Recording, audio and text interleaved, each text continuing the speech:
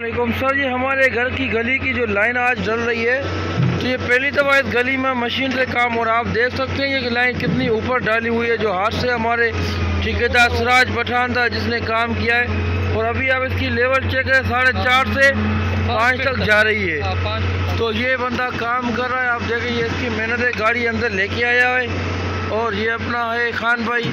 कल ये भी हाथ से काम शुरू करा था, हमने इसको बोला भाई हमारे को रोज़ रोज़ काम नहीं मिलता है। उसके बाद ये मशीन लगा के आज इसको प्रॉपर नीचे डाला गया। ये आप देखते हैं ये कितने ऊपर पाइप डाले हुए थे जिसको निकाला जा रहा है। ये किसी काम के नहीं है, मतलब कि गवर्नमेंट का पैसा भी ज़ाया हुआ है, गवर्नमेंट का ठेकेदारों ने पैसा भी लगाया है, मगर काम मतलब कि किसी काम का नहीं है, मतलब कि सिर्फ पैसे ज़ाया करके अपने बिल बनाए हैं। तो पहली दफ़ा ये काम अच्छे तरीके से हो रहा है इस गली में।